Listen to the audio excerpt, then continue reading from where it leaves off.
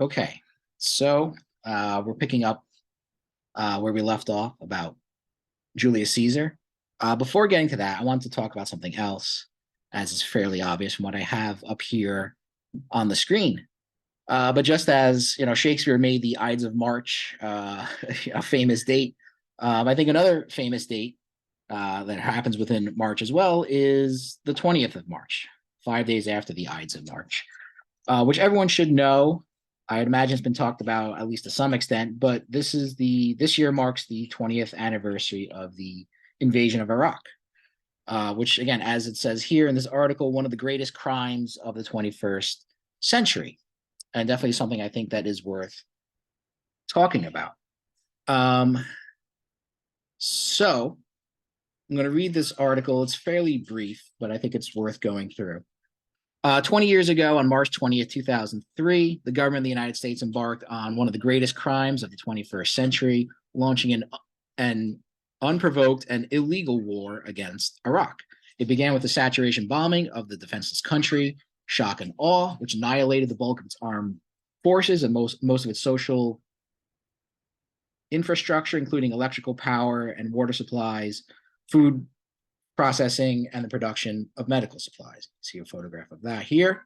This was followed by the invasion of the devastated country by more than 130,000 American troops, armed with the most technologically sophisticated weapons, who cut through what little remained of organized Iraqi resistance and reached Baghdad in only 2 weeks.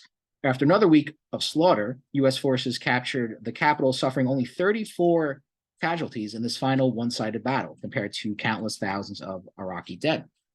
The methods employed by the Bush administration in Iraq were entirely criminal.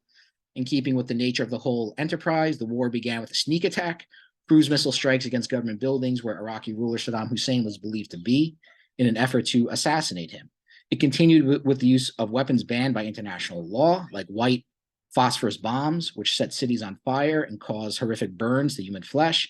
In addition, U.S. and British forces fired an estimated 444,000 depleted uranium shells, which caused long-term cancer rates to skyrocket and produce hideous birth defects. In the course of the war, the most horrific forms of torture were employed by U.S. forces, revealed in shocking images from the Abu Ghraib prison. The authorization of torture was drawn up by Bush administration lawyers, who asserted that the president had virtually unlimited powers as commander-in-chief. The result of the invasion, followed by an 8-year occupation, was what the World Socialist website branded as sociocide, the deliberate destruction of an entire society. The imperialist conquest reduced one of the most advanced countries in the Middle East to conditions of medieval barbarism, not only economically, but also politically. The U.S. rulers systematically promoted religious divisions and ignited sectarian warfare between Sunni and Shiite Muslims and between Muslims and smaller religious minorities in an effort to prevent any united resistance to the U.S. occupation. In deliberately embarking on an aggressive war, the U.S. government and its leading officials, including George W. Bush, Richard Cheney, Donald Rumsfeld, Condoleezza Rice, and Colin Powell, were guilty of war crimes. Along with allies like UK Prime Minister Tony Blair, they violated the core principle laid down by the Nuremberg trial after World War II, which found that the central crime of the Nazis, from which all their other crimes flowed, was the launching of unprovoked and aggressive wars, which is true, of course. The American media paid only perfunctory attention to the Iraq War anniversary. What has been said is aimed at covering up for the colossal scale of the crime and of the media's own role in it.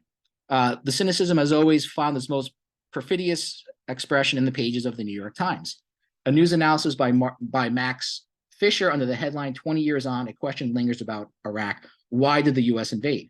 Treats the motives of the Bush administration in launching the war as uncertain and even fundamentally unknowable, in the words of one scholar interviewed by Fisher. I mean, this is, complete horseshit, of course, but it's pretty much what you'd expect from the New York Times.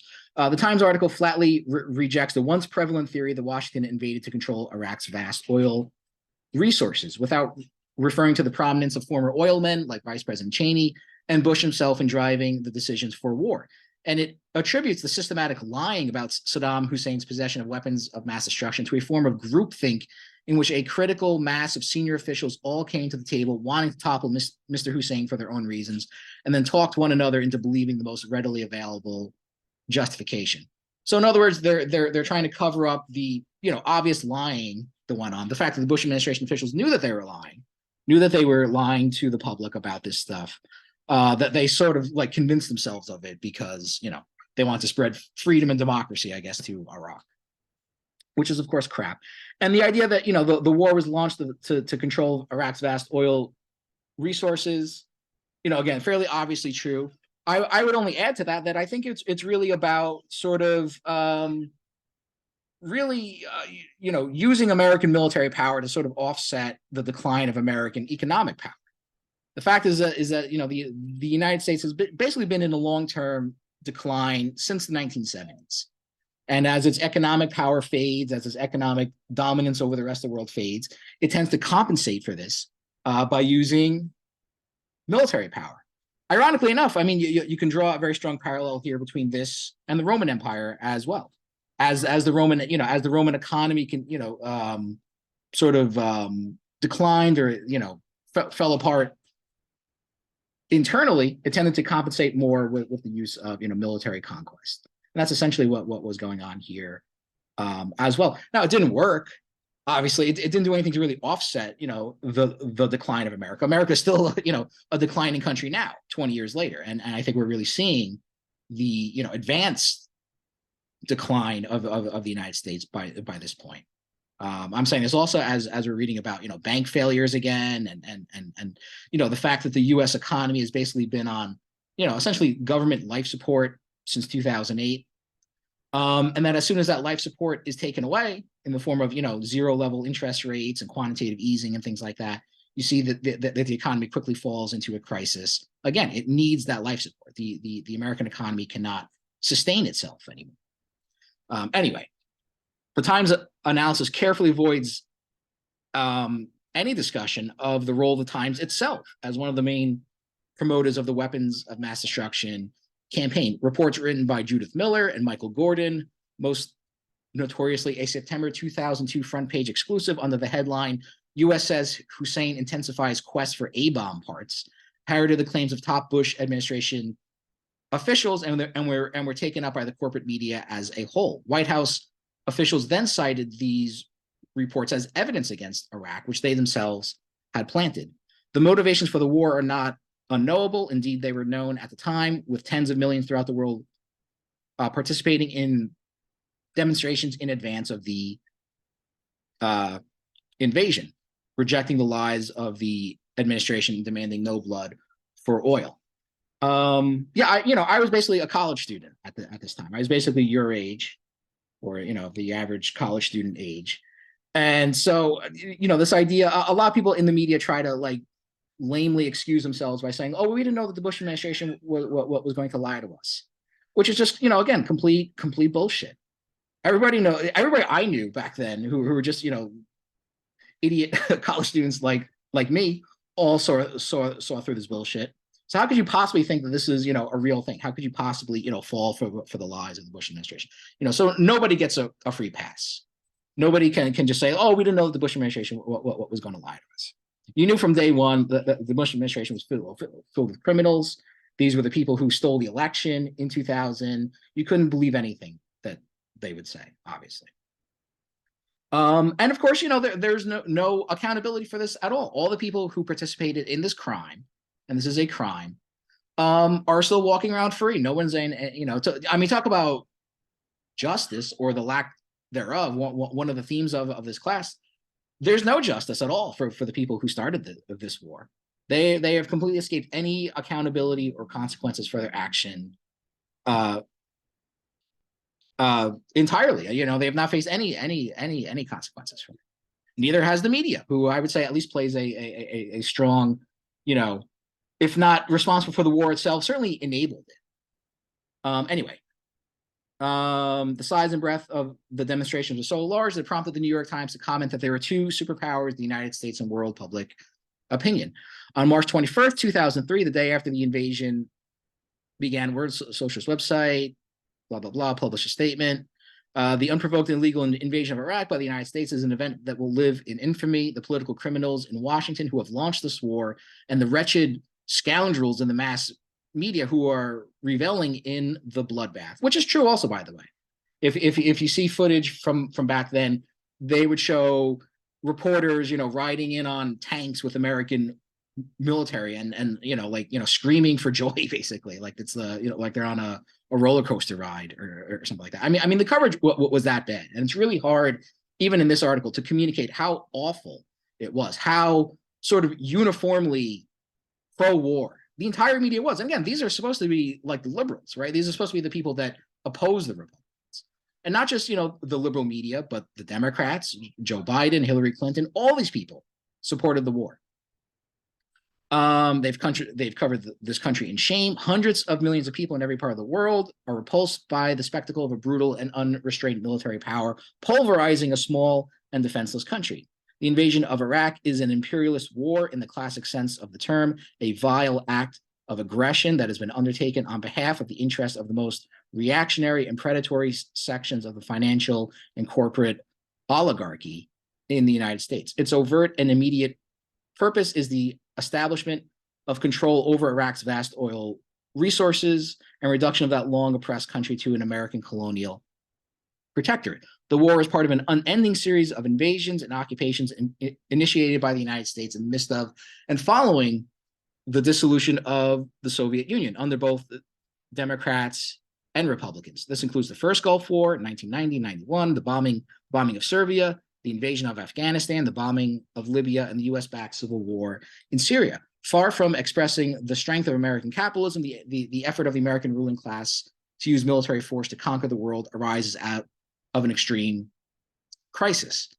As the statement explains, whatever the outcome of the initial stages of the conflict that has begun, American imperialism has a rendezvous with disaster. It cannot conquer the world. It cannot reimpose colonial shackles upon the masses of the Middle East. It will not find through the medium of war a viable solution to its internal maladies, meaning, again, the sort of long-term decline of American society.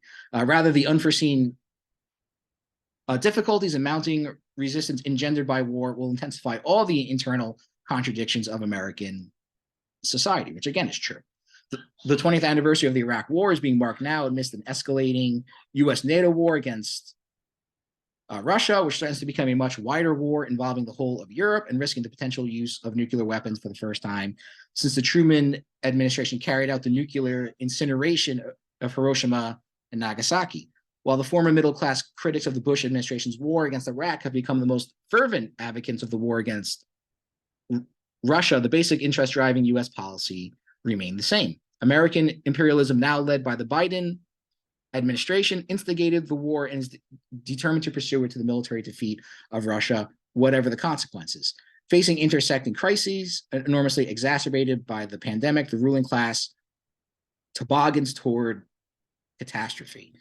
The media, which yesterday promoted the lies of weapons of mass destruction, peddles the Wuhan lab leak hoax to blame China for the coronavirus pandemic and the claims of unprovoked Russian aggression and ludicrous allegations of Nazi-style atrocities in Ukraine. The lies of 2023 are even greater and more brazen than the lies of 2003. I'm not sure if that's true. I mean, the lies of 2003 were pretty brazen as well, but I mean, at least equally as bad. Putin's reactionary invasion is a desperate effort by the Russian oligarchy to defend its class interests against a real threat, the far more powerful forces of American and European imperialism.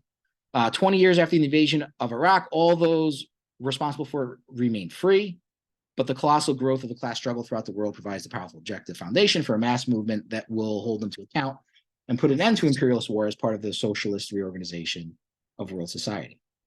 Yeah, Drew? When he's written ludicrous allegation of Nazi-style atrocities in Ukraine, it's ironic, or it's really claiming that there was no atrocities in Ukraine? I think they mean it, that there are no Nazi-style atrocities in Ukraine. I don't know if that's true or not, but that's what they're saying. Well, I mean, I certainly understand the criticism of imperialism in policy, especially for the war in Iraq in 2003. Definitely, yeah, there was some interest, all interest in stakes.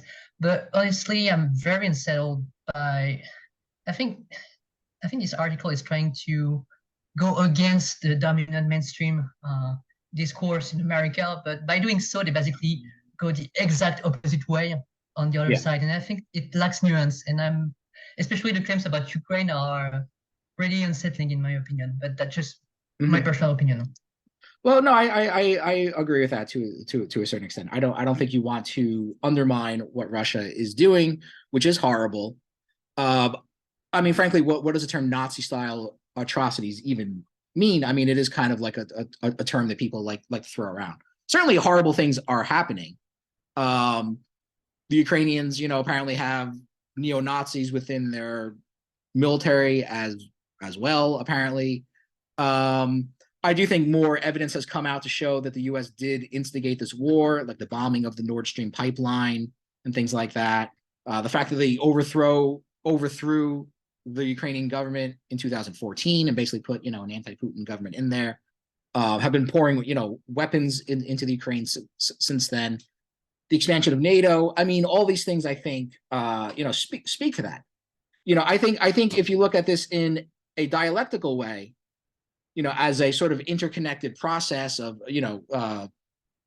conflicting forces or contradictory forces, I think you can look at that and say and see how both sides are responsible for this. Obviously, what Putin did is bad and horrible and should be condemned, but also understanding the larger context of the role that the United States played as well. Maybe that's why people don't like to think in dialectical terms, because it's kind of, people want to just sort of boil everything down, just say, well, there's the good guy, there's the bad guy in this situation.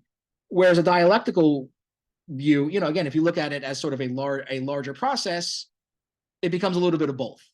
And that may not be a satisfying answer for people, but I think it is the one that's more grounded in reality. So that's how I would respond to that. Yeah, I don't particularly care for that phrase about the Ukraine, but certainly the thing about the Wuhan lab leak, which they mentioned in the same paragraph, I mean, that's complete bullshit. I mean, more and more evidence is constantly coming out to show that that's not the case. That the most likely scenario is that the virus evolved naturally, but people continue to try to push this idea to try to put the blame onto China for that. And they didn't mention the stupid story about the weather balloon, which I talked about a couple of weeks ago in class. But I mean that is sort of the same kind of nature. I mean I think literally, like, people who are now doing stories about the Wuhan lab leak and Chinese weather balloons and things like that are in some cases literally the same people who were writing stories about weapons of mass destruction in 2003. And many of these people, in the media at least, were promoted. We talked about the idea of meritocracy when we were talking about Aristotle. I think I neglected to mention this, but for anyone who thinks that we actually live in a meritocracy here, meaning that people sort of like earn their way to the top rungs of society, I would suggest becoming familiar with the term failing upwards, because I think it's a very good way of understanding how American society actually works, which means failing upwards means that the more you basically fuck up at your job, the more you get, the more you sort of move up. And that's true in various in the corporate world, in politics, and in the media as well. Many of the people who were reporters back then in 2003 are now the editors and things like that. So they've actually, like, in many cases, moved up the the hierarchy since then. So basically our society is run by incompetent sociopaths for the most part, at least. That I'm saying that half in jest, but there's definitely some truth to that as well. And again, people on the Democratic side of things, have also sort of escaped criticism for that, where basically, Hillary Clinton made the same kind of stupid excuses that people in the media made when asked, well, why did you vote to why did Congress vote to authorize Bush's use of military force? They said, or she said, well, we didn't think he was actually going to use it. Well, why not? So you voted to give him to authorize his use of military force against Saddam Hussein, but then you didn't think he was actually going to use it. Come on. I mean, who could possibly, accept an excuse like that? I don't know. But, it shows you just basically how rotten and horrible all of, American society was, at least at the top, rungs. And again, March 20th, as I said at the beginning, I think people came in afterwards. I mean, March, 20th should be a day that is remembered just like the just like the Ides of March are.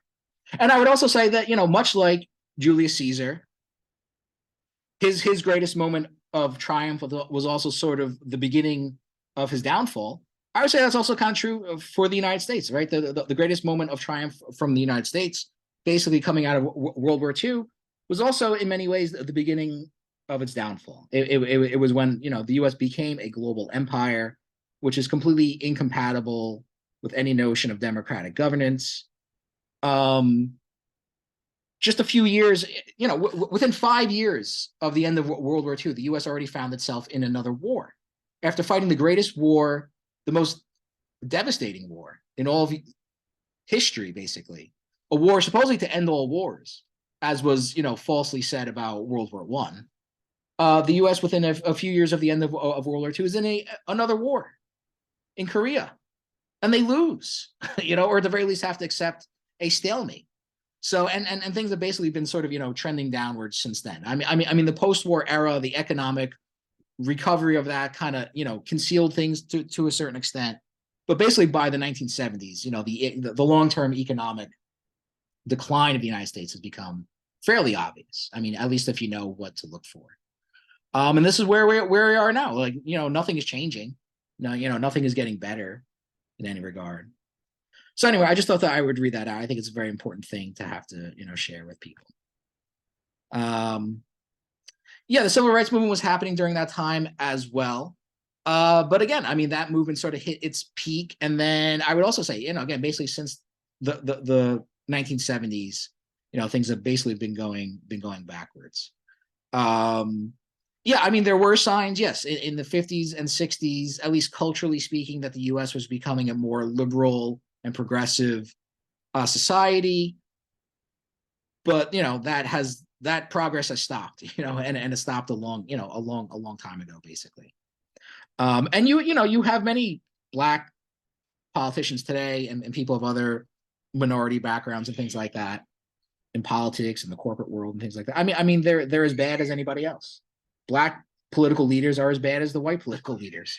I'm talking mostly about the Democratic Party, but they're as bad as anyone else within the Democratic Party. They're as soulless, corporate sellouts, Wall Street flunkies, defenders of American empire. They're all the same. I mean, they are exactly the same when it comes to policy, things like that. So, I don't know what it's going to take to restart progress within this country. I mean, honestly, I don't see much hope for the future, to be honest with you. Certainly, I think if change is going to happen, it's probably going to happen outside of the United States. I just don't see this country really having the resources to really pull itself together anymore. I think it's too far gone. So on that optimistic, hopeful note, I guess I'll switch over now to finishing up Julius Caesar.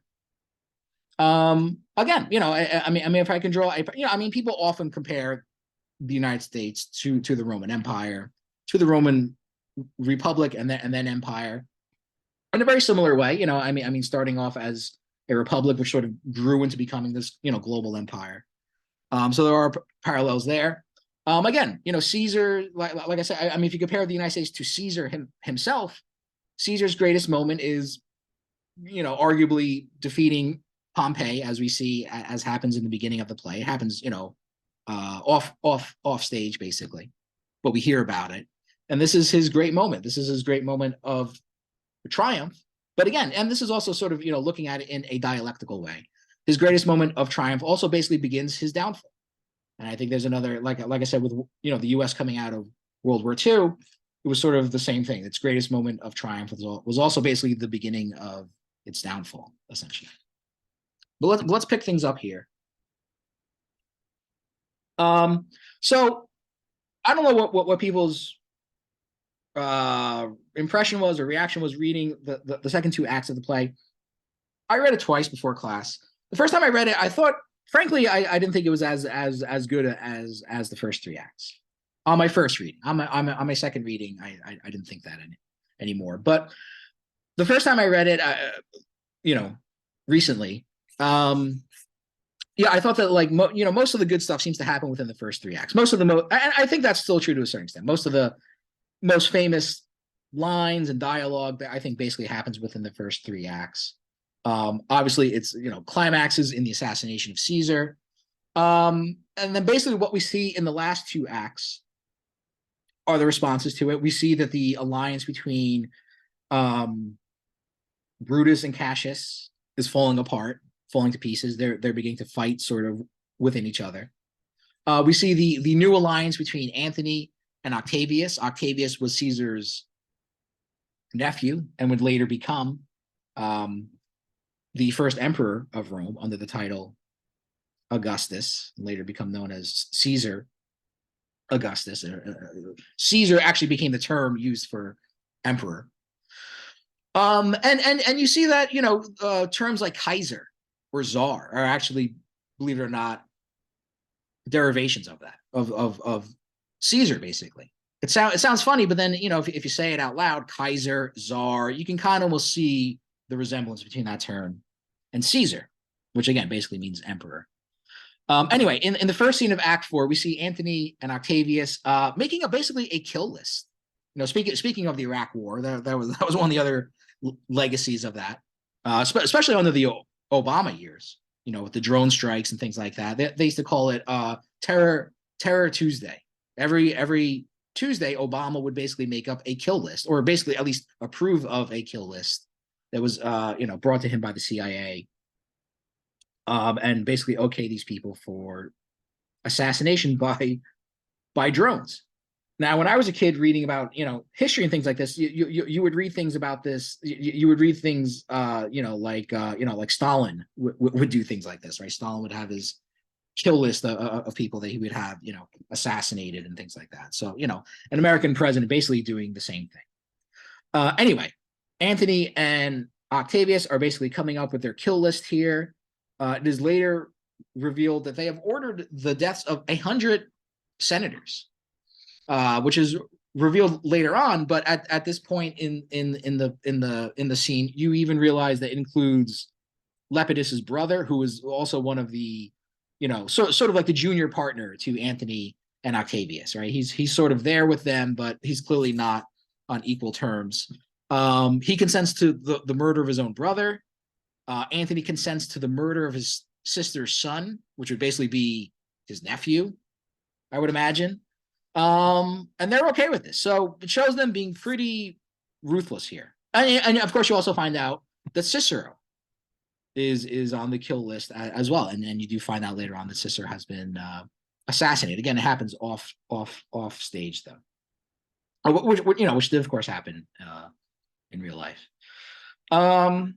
So many of the scenes are fairly short, so I don't think there's too much else than that going on within the first scene. The second and third scenes basically see the alliance between Brutus and Cassius, like I said, falling apart.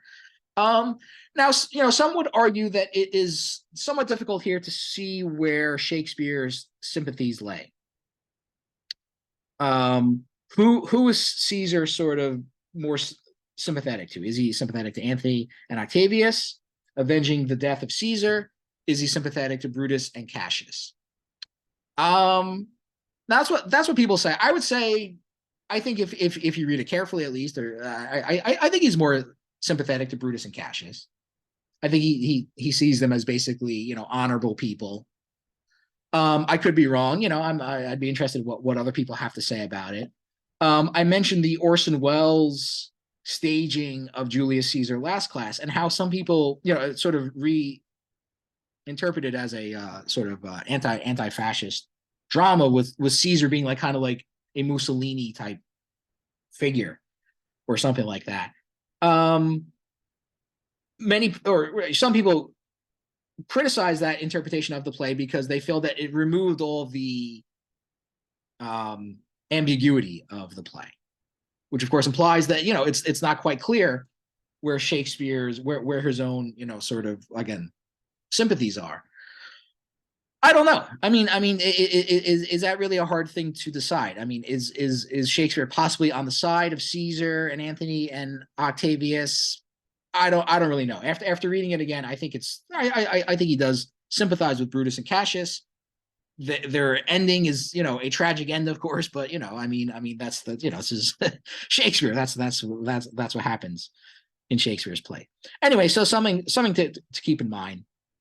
And again, the idea that things aren't clearly spelled out and these are the good guys and these are the bad guys is a very important part of it, right? Shakespeare's characters have, for lack of a better term, you know, to use a cliched phrase, have shades of gray, right? They're not, you know, clearly good or clearly bad in all circumstances, basically.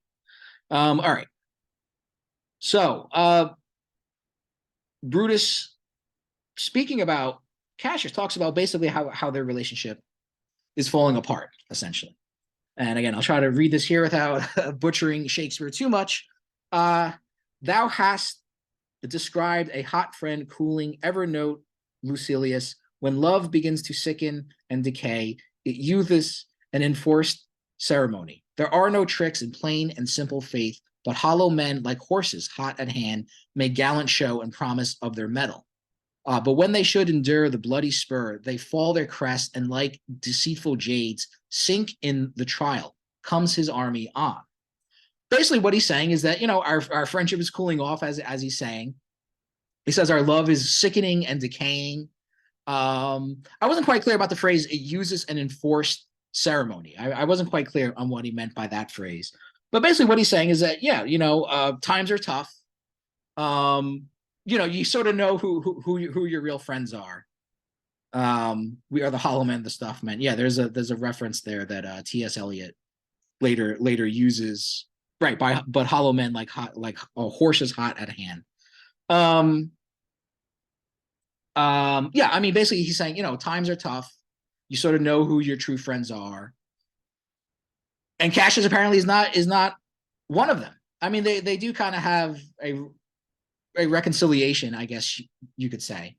But you know, it's clear from, you know, here at least that things are getting tough and their you know, relationship is beginning to fall apart. Now that is the argument that people use to show that Brutus and Cassius are the villains of the play, that they're scoundrels, basically, that they're schemers, and that they you know, conspired to, you know, to murder this great man, and that they are, you know, essentially now paying the price. And like rats, they're sort of, you know, they're, you know, turning against each other. No, you know, no offense against rats, but I mean, like, you know, they're behaving in a dishonorable way. They're turning against each other. There's infighting, and I would accept that interpretation of things if it played through like that. But they do kind of, you know, patch things up, and I would say that both of them, I would say you know, have a sort of honorable death, which we'll get to, of course. But I guess that would be one of the arguments for saying that Brutus and Cassius are the villains of the play, and that they, you know, conspired to kill this man, and then they're, you know, things fall apart for them, and they're sort of, you know, fighting against each other. Yeah, Jerome. So I was wondering, do you think that instead of siding for one side or another, Shakespeare decided to leave this ambiguity by design because he wanted to show that, you know, political choice is hard and you can certainly give points to both sides? Yeah, that probably makes the most sense. It's just that I guess people have a tendency to want to simplify things and sort of, you know, make one or the other characters, the villains of the play, like I said. But yeah, I think, yes, a more sort of nuanced reading probably makes the most sense. And again, I mean, you know, Shakespeare is creatively interpreting history here, but you know, these are to an extent real historical events. I mean, so he has to sort of abide by that as well, I guess. Which governs, you know, the ultimate fates of these characters, but how they sort of get there and how they sort of interact along the way, I think is, you know, more open for, you know, Shakespeare's own interpretation of things. Yes. So anyway, so another thing. that I thought I would point out here is that scene 2 basically happens in front of the troops. Basically, in scene 3, Brutus calls Cassius inside his tent, and they kind of really have it out. They sort of have much more of a heated argument. Now, when I read this, it reminded me of the sociologist Irving Goffman, who coined or sort of developed a method of analyzing social interaction, which he referred to as dramaturgy. And the word drama kind of gives you the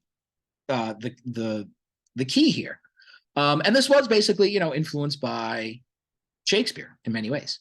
So what Goffman argues is that basically social interaction between people could be thought of as like acting on a stage. That theater is essentially a metaphor for social life and social interaction between people, which is a very interesting concept and a very interesting way of approaching social life. If you read sociologists, they often use terms like actors. They refer to people as social actors. They don't mean it literally. And Goffman doesn't either, ultimately. I mean, he means it more in a metaphorical way. But these terms are sort of taken in a more, I don't know, generic social scientific way of talking, actors, roles, performance.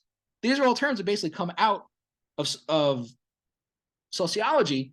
What Goffman does is basically, well, let's really think of this in terms of theater. Social actors are like actors. They are like performing a role, just like Marlon Brando plays Mark Antony in the movie version of Julius Caesar. Yes, and of course the famous phrase from Shakespeare: "All the world's a stage, and all the men and women merely players." That's why I think Shakespeare is a direct influence on this kind of sociological analysis. Shakespeare is not a sociologist himself, but his ideas and especially lines like that, I think, inspired this form of social analysis, which I think is very interesting. I mean, Goffman is not a very political thinker at all, in fact. And I think to what extent I know about his political views, I think he was quite conservative actually in real life. But that doesn't necessarily mean anything here. But yes, I mean, so the social self is an actor. We are performing a role. We are, which means that we have lines that lines of dialogue that we internalize, which are basically like social norms and things like that. That we are oftentimes aware of an audience that influences the way we act. Right, when we're aware that people are watching us, we tend to act differently than when we're alone. Which I think is true. I think is important insight. He also says that social life, or again, the social world basically also has what he calls a front stage area and a backstage area that influences how actors behave. So when we're acting in front of people, we're on the front stage, right? When we're sort of away from other people, or at least away from some people, we're in this sort of backstage area. So the reason why I thought of this here is because when Brutus takes Cassius into his tent, they are going backstage. They're going off of the front stage being, the area around the soldiers, and they're going into a backstage area where they can sort of act more themselves. They don't have to, again, perform the role of the brave, generals who are completely united. Now they can sort of show how they really feel about things. And you see the dissension between the two really coming to the fore. Yeah, Jerome? One other interesting contribution of interactionist symbolic sociology, I think Eric Goffman was an interactionist symbolist. Yes. Is that, in my opinion, is that they are looking at the signification that each actor is giving to the action, the meaning they give to an action. And I think it's pretty interesting in politics because personally, I think it's always a bit of planning, of defending one's interest, but I think that people act a lot on what they believe to be their role. For instance, if you take Brutus and Cassius, they are sort of romanticized. They are sort of a romanticization going on about defending the Republic, where the Sentinels, and I think it's interesting to look at interactionist sociology to understand why they're doing that. definitely Cassius also does it out of ambition. But I think if you look at Brutus, at least how he's portraying in the play, it's also because he gives himself a meaning and a certain role, certain romanticization of his role within society. Yeah. Yeah. So the basis of, so-called symbolic interactionist sociology, which, yes, Goffman is sort of like a subfield within that, or sort of influenced by that, is the idea that, yes, how we interact with others basically shapes who we are. So for a symbolic interactionist, the process of individuation, the process of becoming an individual, is very closely bound up with the process of socialization. So how we learn to socialize with other people basically shapes to a very deep level, possibly the entire self. It is basically sort of influenced by our social interactions with other people, which has lots of different, uses and applications for it. The reason why people sort of, develop, high self-esteem or low self-esteem, positive behaviors, negative behaviors, a lot of that, relates to how we interact with other people, especially, of course, how these interactions are sort of set at a very, early age, our so-called formative years. But to the extent, and maybe there are sort of different schools of thought in that regard, or maybe theorists differ, but I would say, I mean, my understanding of it is that, yes, for a symbolic interactionist view, the self is essentially like a blank slate. It's essentially just a sort of like empty vessel that basically gets almost completely shaped, or does in fact get completely shaped by our interactions with other people, which then becomes sort of internalized and habituated over time. Goffman kind of, yes, sort of very closely follows in that area, except he provides a more sort of explicit kind of theatrical interpretation of it. The idea that, again, we're like literally like actors performing a role. Now, the key difference, of course, is that, the one advantage that actors have in theater is that you're actually given, the lines of dialogue, explicitly to speak. Here, in social, in social interaction, it's not quite so clear, right? We do our best, I guess, in most cases, to try to learn, or maybe it's not even, necessarily something that is a positive thing, but we nonetheless are, in many ways compelled to sort of, internalize various kinds of social norms. So we sort of learn to speak dialogue a certain way. We start to, literally talk and speak in certain ways. But it's never quite as explicit, right? We're not told exactly what to say. So there's always this idea we have to kind of, guess or approximate as best as we can what we're supposed to say. And like I said, this isn't necessarily a positive thing. I mean, this can be quite a stifling thing as well, right? If you live in a very sort of conformist environment, or a very, an environment you just don't feel comfortable in, and you're sort of, compelled to sort of act in certain ways, which may, not be natural to you, then it could be, a very sort of, like I said, a very sort of, negative aspect. I would say, it's probably an unavoidable thing to a certain extent. People, then there are different sort of levels of consciousness or awareness that you have. Like, how aware are you of the fact that you're acting in a certain way? Like, for example, I'm aware of the fact that I'm teaching a class right now. So I would conduct myself somewhat in a different way. I mean, for better or for worse, I don't act all that differently outside of class. Maybe I tend to talk about politics outside of class as well, which probably drives most people crazy. But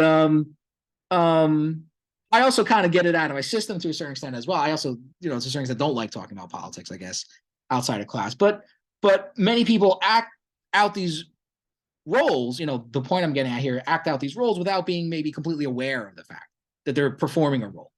And the more you sort of become aware that you're, performing a role, who, again, the dialogue is never completely, explicitly stated, but you have to sort of, do your best attempt, your best attempt at kind of improvising it. I think is a very interesting way to sort of, think about how people interact with each other. And as it relates to politics, yeah, I mean, the idea of political theater, of course, is important, concept as well. The idea that politicians act as, and we're sort of getting an example of it here, right? Brutus and Cassius, they don't want to be seen as fighting in front of their men, basically, in front of their armies. So they go backstage where they can have a sort of more authentic interaction with each other. So I don't know. I said a moment ago that symbolic interactions see the self as a blank slate. I don't necessarily know if that's true. I don't know if that's the way Goffman would view it. Again, I would imagine there are probably different schools of thought. I would say probably there's another way of looking at it where, yeah, you do have sort of an authentic self, but that authentic self is constantly sort of, colliding with a social world where you're compelled in various ways, again, to sort of adopt certain roles. And sometimes, again, in many cases, you might not want to be playing the role that you have to play.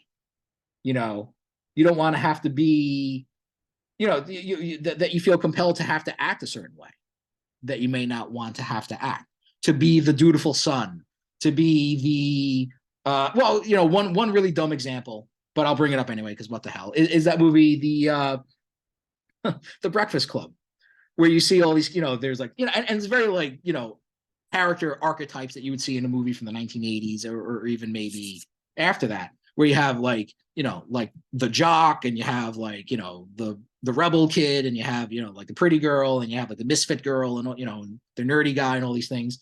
And, at some point they all realize that, oh, we sort of have to act this way, but we don't really want to.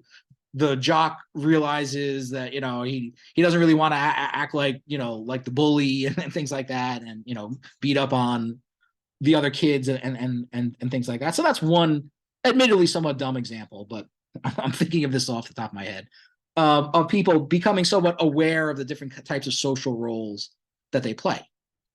A better example would, perhaps be, the characters that we're, witnessing here in Julius Caesar. And again, I mean, the sort of jumping off point for this long talk about Goffman was Brutus basically just taking Cassius into his tent, which again is sort of symbolic of them sort of entering the backstage area. Again, according to Goffman, backstage, the performer can relax, drop his front, forego speaking in his lines, and step out of character. So that's essentially what's going on here. Brutus and Cassius are basically stepping out of character. Their character being, the generals, the guys in charge, the guys, confident that they're going to win. And you get to see what they really think, basically. All right. So here, Brutus questions the motives of Cassius. And again, he says, remember March, the Ides of March. Remember, did not great Julius bleed for justice's sake? What villain touched his body that did stab, and not for justice? What? Shall one of us that struck the foremost man of all this world, but for supporting robbers, shall we now contaminate our fingers with base bribes and sell the mighty space of our large honors for so much trash as may be grasped thus? I had rather be a dog and bathe the moon than such a Roman. So it's quite clear that, Brutus, who's, I think, the more honorable of the two. Remember what Caesar says of Cassius early on in the play. He says he has a lean and hungry look. In other words, that he can tell that the Cassius is envious of him, and of course that's a theme that comes out. It's basically touched upon throughout the play. That aside from Brutus, all the other conspirators are basically just envy Caesar. They resent the fact that he's basically a better man than they are. He's more of a real man than they are, I guess you could say. And they're sort of consumed by jealousy, and perhaps maybe reveals their own ambitions to rule. That they basically want to be the ones in charge, and they hate the fact that Caesar's sort of taking that away from them, or taking away their chance for that, or doing what maybe they don't have the courage to do. And this idea that supporting robbers and contaminate our fingers with bribes.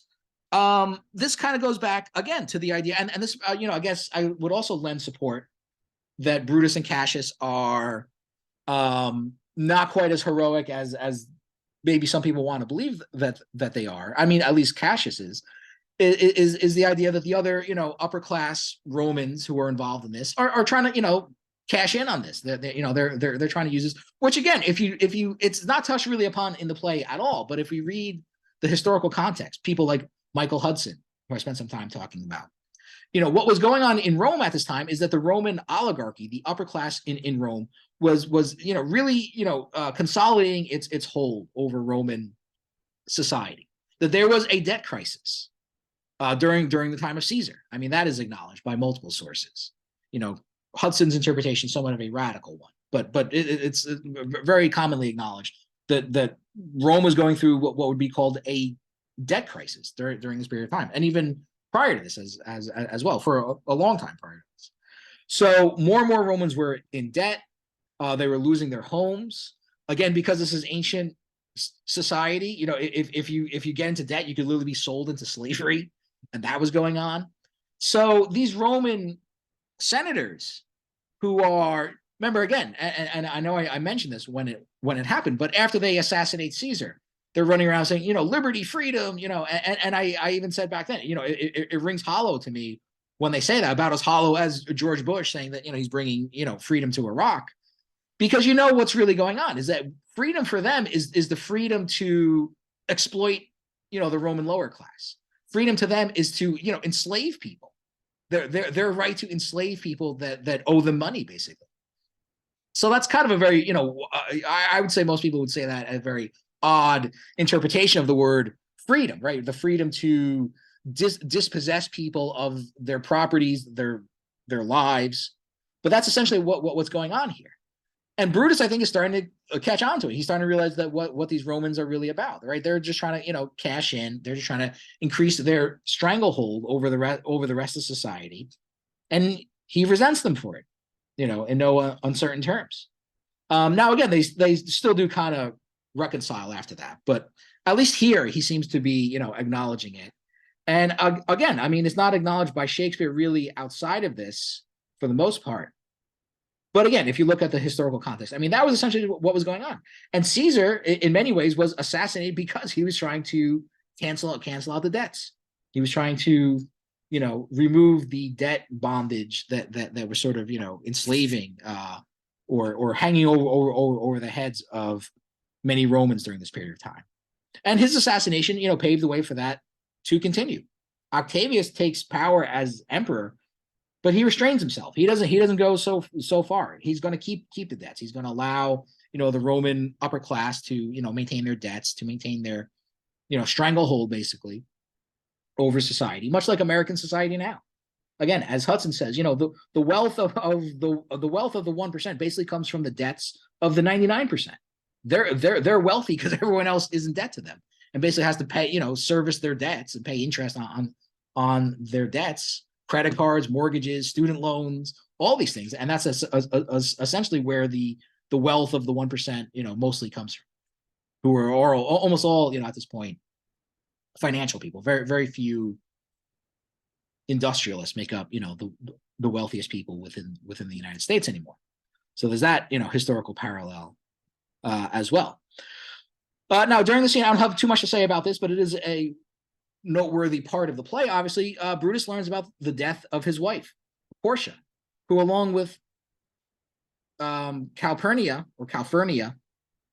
depending on the spelling of the name, are really the only two, notable female roles within the play at all. I don't even think there's even a minor female character throughout the rest of the play. I don't think so.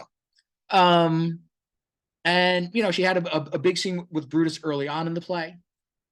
Brutus, why aren't you, confiding in me? I may just be a woman, but I'm the woman of a great Roman. I'm your wife, and you're a great Roman. She talks about, I was puzzled over that line when she talks about the wound she gave herself in her thigh, a voluntary wound. So she did it on purpose. So she wasn't born that way or anything like that. Anyway, he learns of her death. Apparently the story goes is that, she thought that Brutus had died, and so she commits suicide. This is something that will play out several more times during the course of the play. Now it's mentioned that she swallowed fire, and I had to honestly look up what that meant. I mean, it sounds pretty self-explicit, but how do you die that way? So there are basically, again, two major interpretations of this. One is that she literally swallowed hot coals and she burned to death from the inside, which is a unimaginably horrible way to die.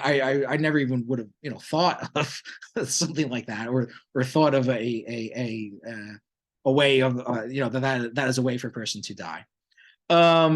and that is a literal interpretation of what's being said here. She swallowed fire, meaning she swallowed hot coals. Another interpretation, which probably makes more sense, although not as literal, is that she put herself in an enclosed room with charcoal and basically suffocated because of the carbon monoxide, poisoning. She basically let the room fill up with smoke and then died that way. That kind of makes more sense. I mean, not that it's not horrible, obviously, but that seems a more plausible way, I guess, of committing suicide than actually swallowing hot coals and burning to death from it, which just sounds like a horrible, painful way to die. Anyway, so I don't have much else to say about it, but it is a significant moment. Obviously, this demoralizes Brutus greatly. Now, of course, another thing which happens in scene 3 of Act 4, and again, probably the most supernatural thing that happens throughout the entire play. And again, I mentioned last class that supernatural stuff like this is a big part of Shakespeare's plays, and I think it's what adds a lot of appeal to these plays. Is that Caesar's ghost shows up. Now, have you ever heard the phrase? It's kind of an old timey phrase where people say "Great Caesar's ghost." I'm assuming that probably comes from this. But yeah, Caesar's ghost basically appears before Brutus, and he basically says, see you in hell, Brutus, or wherever Romans go where they die, Hades, I guess, or something like that. But he's basically, you're going to meet your death on the fields of Philippi, and I'll be seeing you soon, basically. It's a short scene, in all honesty. It comes after Brutus is sort of, he calls in somebody to sort of sing to him. He just found out his wife died. He's obviously in distress, so he calls someone in to sort of lull him to sleep, basically. And as he lulls to sleep, he sees Caesar's ghost, which I suppose at least provides the plausible interpretation that this is a dream that he's having, that Caesar's ghost doesn't literally appear. But I think there's enough supernatural stuff certainly in other, of course, you think of Ghost, you think of Hamlet, of course. But things like that do happen in other parts of Shakespeare's play. There are other, what I would call supernatural elements that happen in earlier parts of the play. Soothsayers, people having prophecies, prophetic dreams, like Caesar's wife, things like that. They talk about the natural disturbances that are going on, which is another common theme that you see in Shakespeare, or a common trope that you see in Shakespeare, sort of symbolizing, the corruption of the world, that nature itself is basically out of whack or out of balance. Yeah, Jerome? As people studying political science, what sense can we give to the supernatural in Shakespeare's work? I'm sorry, say that again. So as students of political science, what sense can we give to the supernatural elements of Shakespeare's works? Well, I think it's just something that adds to the literary appeal of it. I don't know if it really adds any, if it's not meant to be taken literally, I don't know if Shakespeare, believed in ghosts. I don't know to what extent people believed in supernatural stuff back then. Certainly from our modern day worldview, I mean, cause to be skeptical. Do ghosts exist? I don't know. That's not a question I really want to try to answer. I don't know. Basically, I'm inclined not to think so, but could be wrong. But I think mostly it just sort of adds, just sort of adds a little bit of, to the texture of the play. It sort of adds a little more, sort of literary flourish to it, to have these things happening. It sort of adds to the dramatic intensity of it, I guess you could say. But politically, I don't know if it really, changes any of the sort of political meanings of the play or anything like that, other than the fact that, Brutus did something which I guess you could argue is an unjust thing. He murdered his friend. You could deal with the ethical dilemma of whether or not Brutus was right to do that, which of course is a fairly obvious question that you would ask. But you could say that this scene represents Brutus sort of paying the penalty, or being made come to a realization that he's essentially going to pay for his crime. You could look at it like that. All right.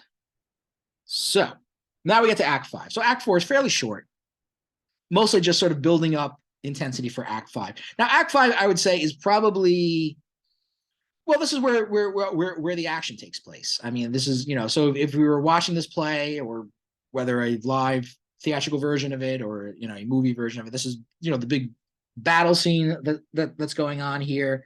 I would imagine that this is,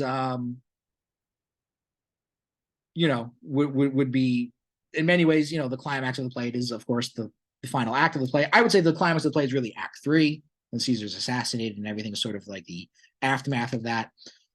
Before all the fighting starts, though, of course, within scene 1, you have basically, the final face-to-face meeting between, Brutus, Antony, and the others, Cassius and Octavius. And so, of course, Antony, the last time Antony saw them face to face, he was basically, he was shaking their hands. He was, kind of sucking up to them. And then when Antony then addresses the Roman crowd, then he sort of changes tunes and gives that great sort of ironic speech. Oh, they're honorable men, but but of course he's really undermining them. So now you finally see, Antony speaking to them face to face and really telling them what he thinks. And he calls them villains. Villains, you did not sow when your vile daggers hacked one another in the sides of Caesar. You showed your teeth like apes and fawned like hounds and bowed like bondsmen kissing Caesar's feet, whilst damned Casca, like a cur behind, struck Caesar on the neck. Oh, you flatterers. But basically saying, kind of interesting, and I'm really just thinking of this now, but kind of saying to them what he was basically doing, right? He's saying, you were plotting his downfall. You were conspiring to kill him, basically, while to his face, you're sort of sucking up to him. You're kissing his feet and things like that. Anthony basically does the same thing to them, right? When he first encounters them after the death of Caesar, he's sucking up to them, while probably secretly he's already like hatching a plan to get at them. So maybe an interesting little bit of projection, maybe perhaps on the part of Antony, and probably is legitimately pissed at them because he killed Caesar, and Caesar was his buddy.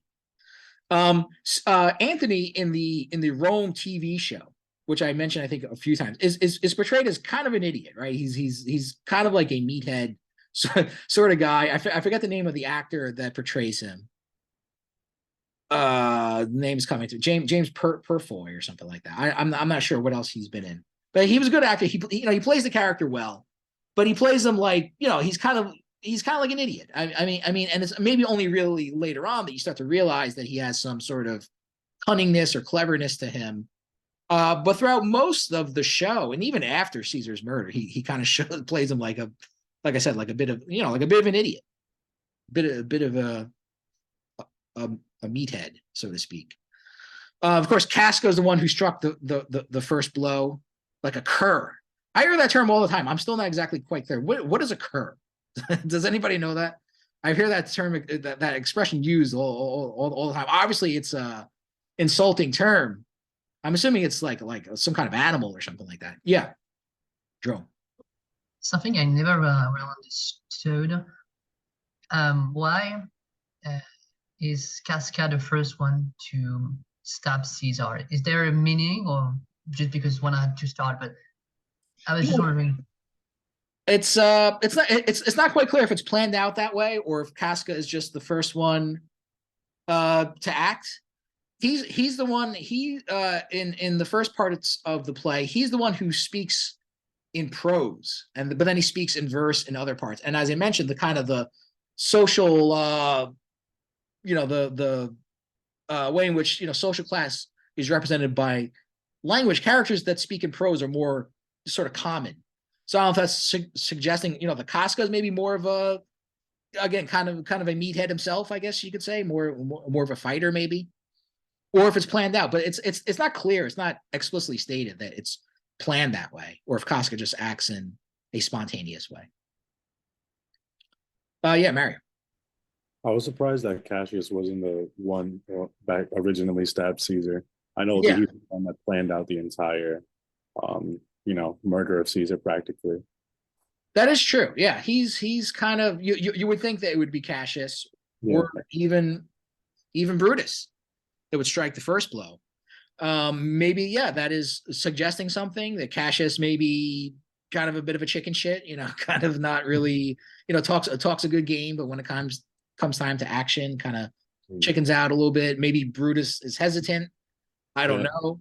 It's a Yeah, little bit because it looked like he was really trying to fight like this internal turmoil of him not wanting to, feel like he's being succumbed by people who he believes are like his like friends. I guess in a modern way. yeah, It's like people Brutus. I'm sorry. Brutus is, yeah, definitely pressured. Um, I mentioned this last class. To what extent does he come over to their side? It seems like it doesn't take that much convincing, but that's my own interpretation of it. I'm not even 100% sure of that. He definitely does, wrestle with it a little bit. There are some ethical dilemmas that he's trying to work out, I guess. Finally, he seems to become convinced that, yes, Caesar may not be a tyrant now, but he shows, the potential to be a tyrant. And so basically, we have to sort of nip this in the bud, so to speak, before it gets worse. Kind of like, if there's any kind of parallel that I could draw to this, is this kind of very hypothetical thing that, maybe shows up in certain kinds of science fiction, which is like, what if you could go back in time and kill Hitler, when he was like a baby, or something like that. It's like, you're killing someone before they've actually had a chance to do something bad, but you're also certain that they're going to do something bad. Is it wrong to kill them before they've done something bad? That's probably not a great analogy, but it's something that you could think of it as. Caesar, unless Caesar's already a tyrant, but I think it's kind of established Caesar is a general, but he's acted in, a somewhat honorable way. He hasn't really done anything tyrannical as of yet, at least not in Brutus's eyes. Brutus does not see him as a tyrant yet, but he sees that the potential is there basically for him to become a tyrant, and he's going to sort of act before that happens. But nobody knows what occurs. I still don't know what exactly occurs. I'll have to look it up after class. But anyway, so yeah, Casca is the one that strikes the first blow on the neck. Of course, Brutus takes the last shot. Famous line, "Et tu, Brute," and "you, Brutus," or "you too, Brutus," depending on how you interpret it.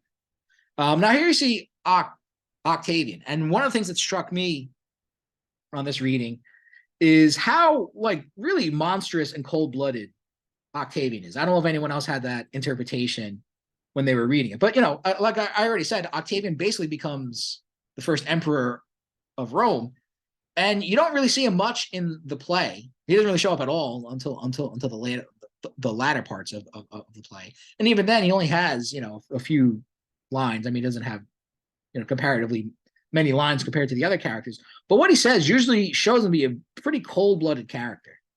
And here he says, come, the cause. If arguing makes us sweat, the proof of it will turn to redder drops. Look, I draw a sword against conspirators.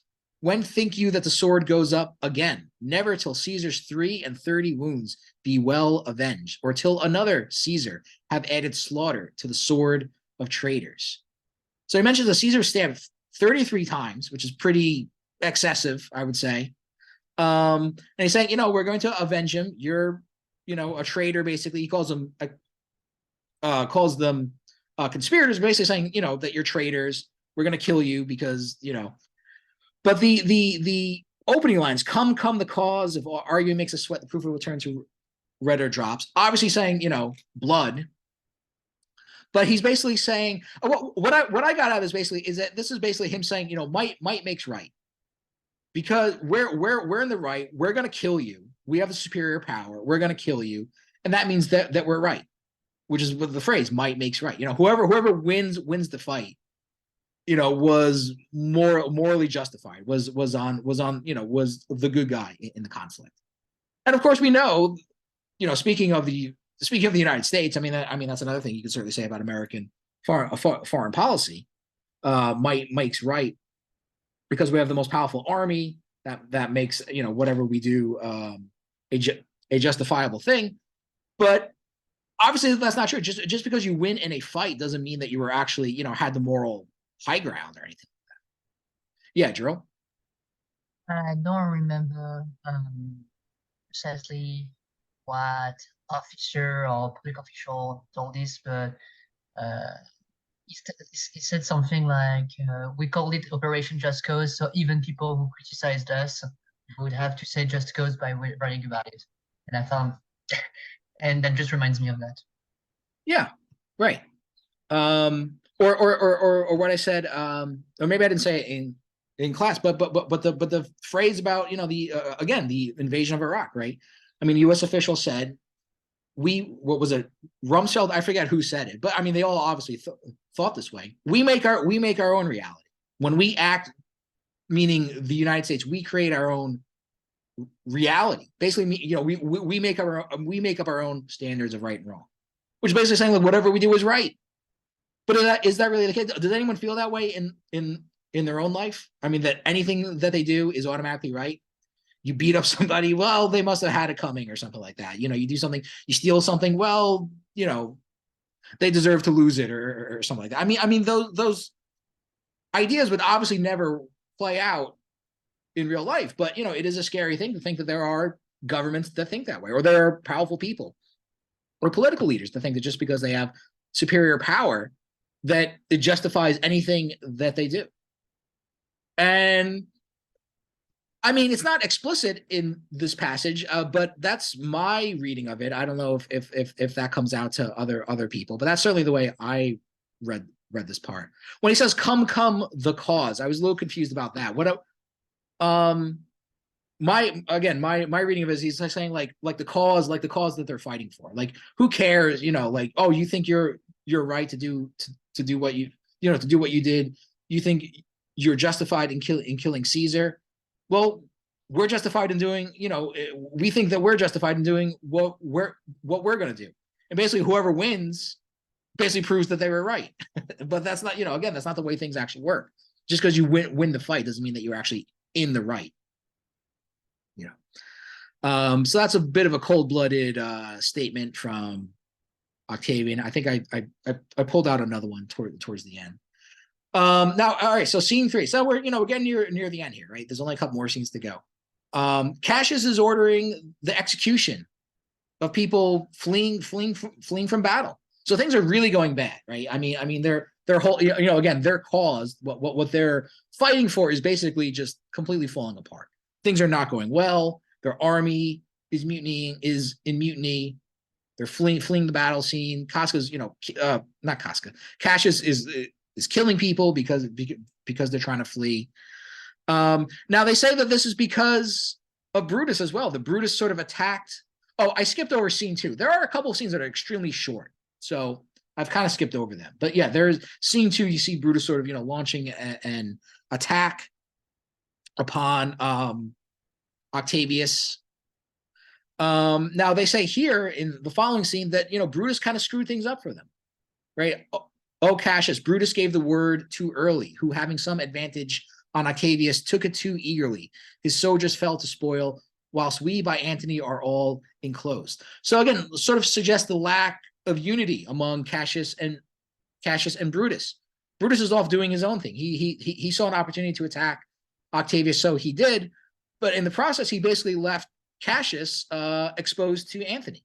And now basically, Antony's taking advantage of it and basically, making approaches on Cassius's position.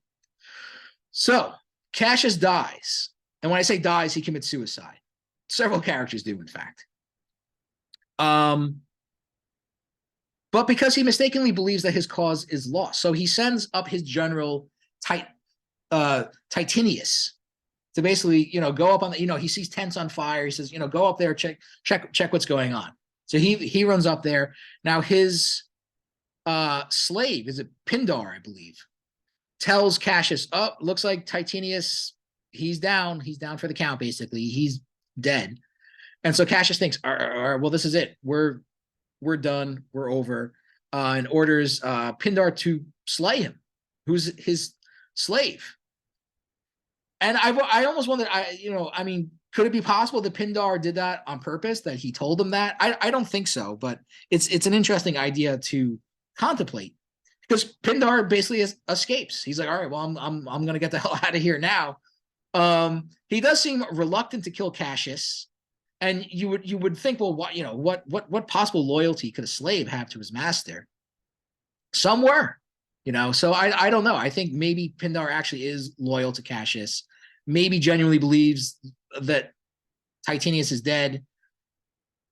Maybe, or like I said, maybe he, misleads Cassius. But anyway, Titinius is not dead.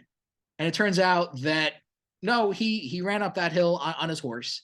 And when he got up there, he met up with his men, and his men were shouting for joy because they saw him. Pindar misinterprets that as the opposing army shouting for joy after they killed him. So he gets that wrong. And that's what basically convinces, Cassius that they're, that they're screwed, basically.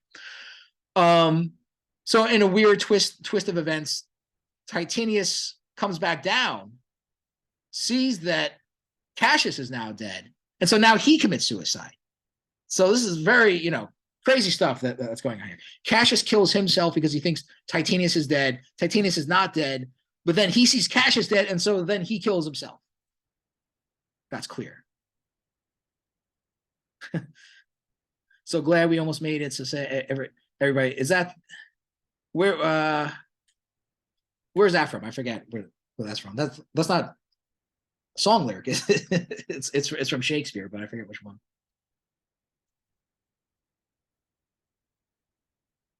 Oh, it is, okay. Tears for Fears. All right, I was worried for a second that I was going to attribute that. So scene 4, things are not going well for Brutus. Things are getting, that's a understatement. Now you see another character, Cato, show up. Cato is the son. This must be his brother-in-law, because Portia mentions that she's the son of Cato the elder, or whatever you call him. This is the son of Cato, who's also named Cato. It's not confusing at all. Cato runs off. He's like, I'm gonna kick some ass. He almost immediately gets killed. Lucilius, another of Brutus's commanders, pretends to be Brutus. He falls in battle. Antony's soldiers are around him. He says, "No, I'm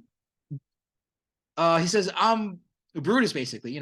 Kill me, and you'll be honored." He kind of throws him off the scent, confuses them a little bit, gives Brutus a little more time, not much, but a little more time. Antony sees this, spares Lucilius's life. He seems to be impressed by the fact that he's willing to sacrifice himself. Antony here in these final scenes seems to also be portrayed in a much more magnanimous way as well, by the way. And now, all right, so now we're basically at the end. Brutus is at this point basically trying to find someone to kill him. I mean, he basically spends the whole scene going up to 3 different people saying, "Will you kill me?" The cause is lost. We're all done for. Of course, the first 2 don't. Finally, Strato agrees to do it, stabs Brutus to death, at his request. And that's it. So Cassius is dead, Brutus is dead, some of the other, lesser, characters are dead. Again, it's mentioned, like I said, off stage, but 100 Roman senators are dead, including Cicero. Good riddance to him. No, I'm just kidding. But well, maybe. But and that, if I didn't point that out already, I mean, that seems a bit excessive too, right? 100 senators. What were there? 100 people conspiring to kill Caesar? I mean, that's not at all clear from the play. So is that a bit of excessive force on their part, that they're just not killing people who may not have even had anything to do with it, including again, family members and things like that.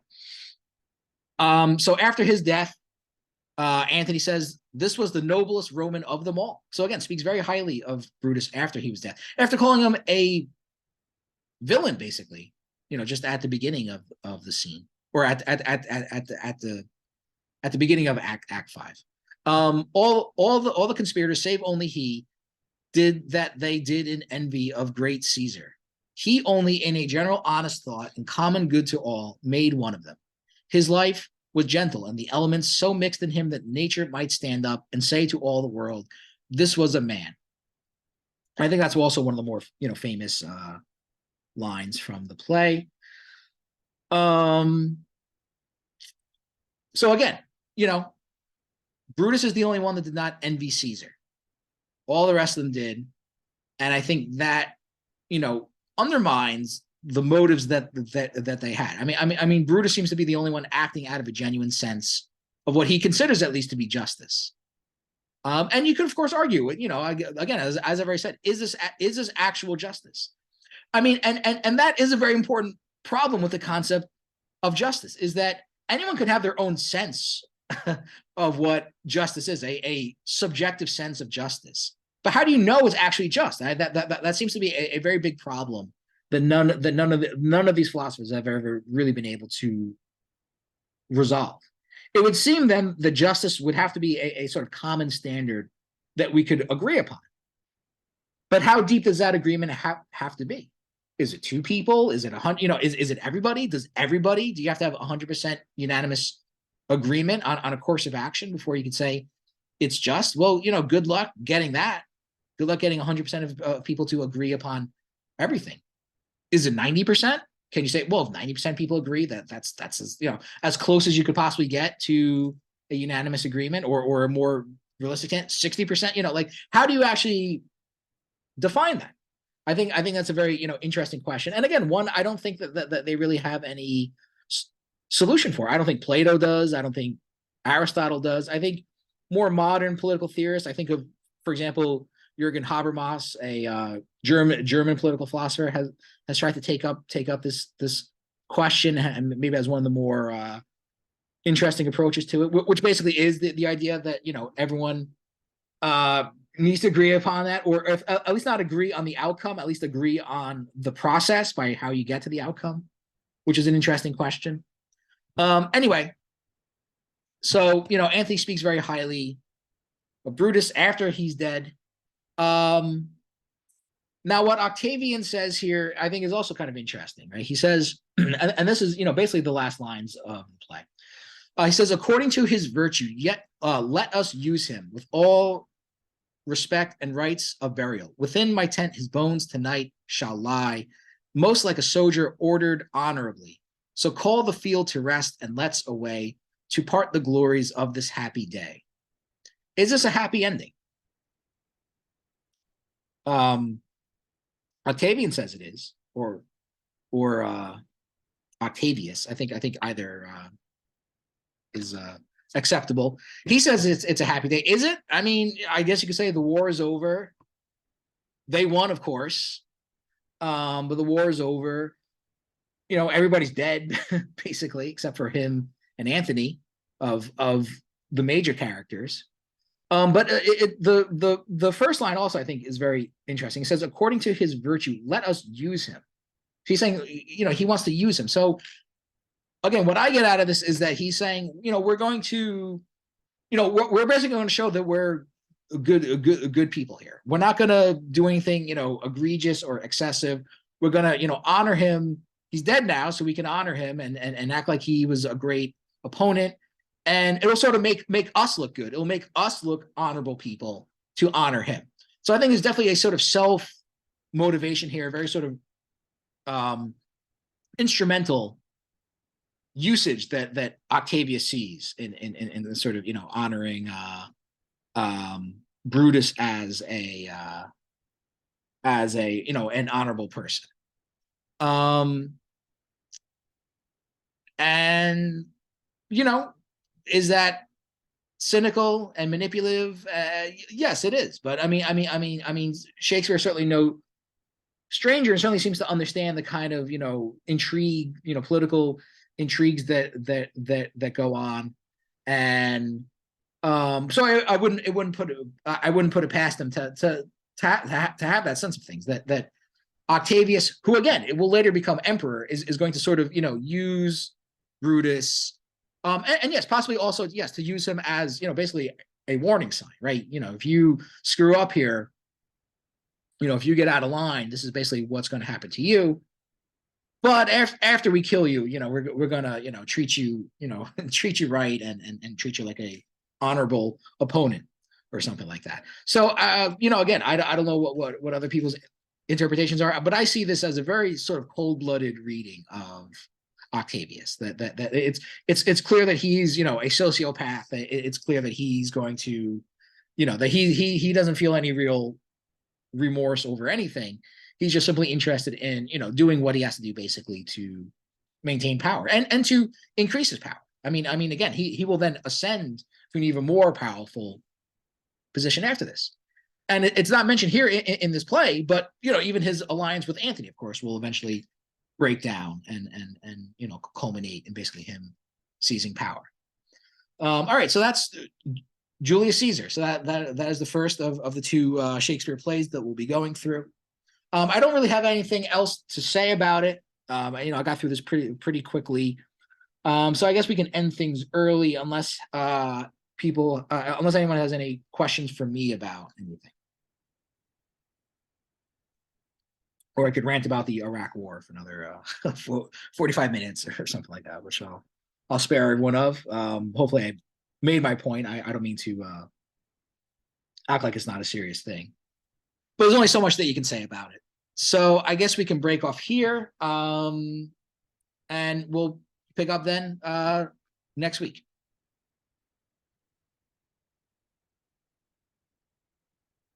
Yeah, and if a couple people want to talk to me after class, that's okay as well. Yeah, Jerome. So can I just ask you last question about the paper? Yeah, all right. So there's at least two people that want to talk about the paper. Just stay on the Zoom. Everyone else, if you want to go, you can leave unless you have a question, of course, for me as well. Let me stop the recording as well.